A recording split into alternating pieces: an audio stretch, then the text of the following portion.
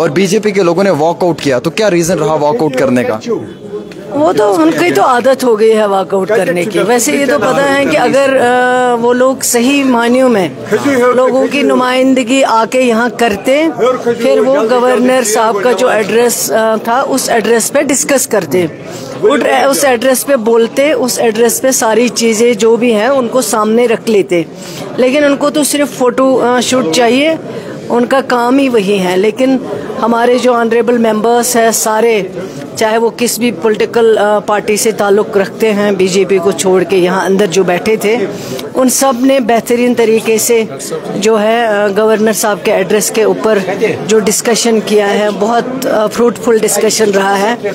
अभी और होना बाकी है डिस्कशन, और मैं समझती हूँ कि हमारे ऊपर बहुत बड़ी जिम्मेवारी है, चाहे वो किस भी पॉलिटिकल पार्टी का विधायक हो।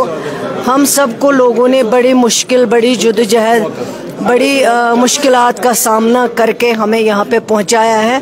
और हम जब यहाँ पे आए, इन चीज़ों का ख्याल रखें कि ये असेंबली जो है इसके लिए काफ़ी दुश्वारियों से हमें गुज़र के यहाँ तक पहुँचना पड़ा है, और उसके लिए जो पैसा खर्च किया जाता है, जो पैसा लगता है, वो हमारे लोगों का पैसा है। और हम सब का फ़र्ज़ बनता है हम यहाँ पे उन लोगों की बात करें, उन लोगों के लिए डिस्कस करें, ना कि अपने ज़ात के लिए डिस्कस करें, अपने एक पार्टी को लेके डिस्कस करें, और लोगों को जो है उनको अपने जो मुश्किलात है उन मुश्किलात के लिए यहाँ बात ना करें। वो मेरे ख्याल से एक बहुत बड़ा जुर्म है। जिन्होंने बाहर असेंबली लगाई हुई है, वो पैरेलल असेंबली बाहर लगा के बैठे हो, कह रहे स्पीकर साहब हमारी बात नहीं सुनते हैं, मार्शल्स का इस्तेमाल किया जाता है हम पे।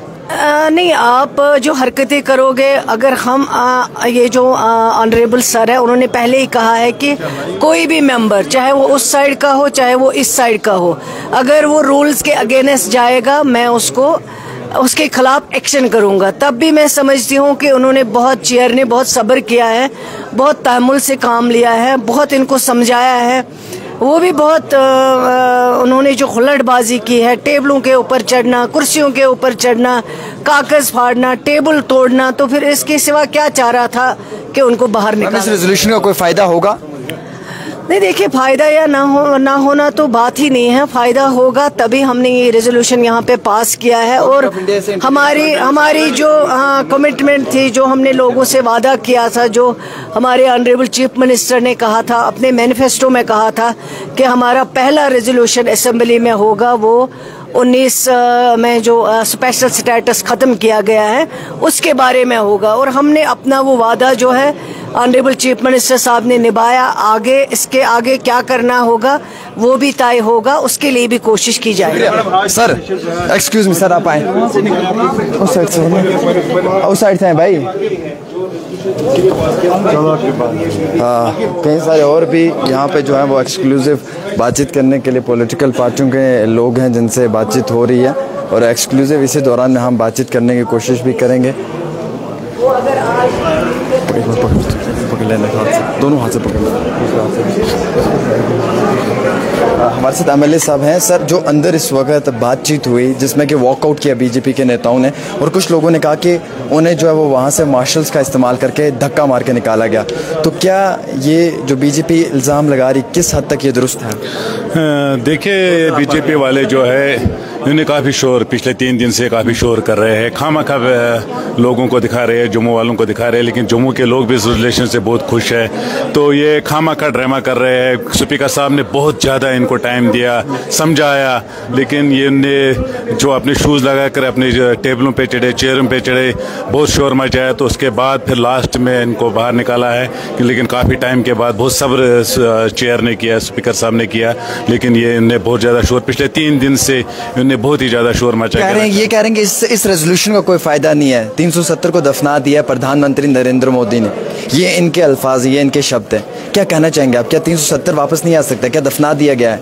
देखिए, ये इनका कहना है। लेकिन हमारा काम है, जो लोगों से हमने वादा किया था, जिसकी वजह से हमें नेशनल कॉन्फ्रेंस को वोट मिले और हमारी सरकार बनी है, हमारा वादा था कि हम पहली असेंबली में ये रेजोल्यूशन पास करेंगे। और हम उमर साहब का बहुत ही शुक्रगुजार है, ऑनरेबल चीफ मिनिस्टर साहब का, कि उन्होंने ये वादा पूरा किया है।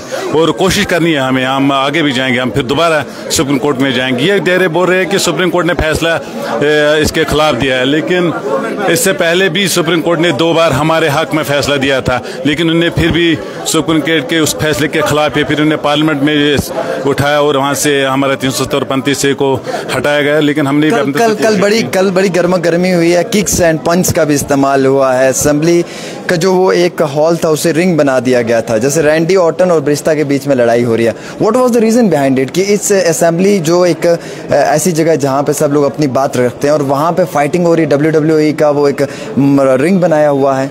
लगता है सर कि जो नए विधायक चुनकर आए उन सब लोगों को प्रॉब्लम आ रही है इस चीज़ को फेस करने में। ये आपकी बात बिल्कुल सही है, बहुत ज़्यादा शोर निकाल किया है।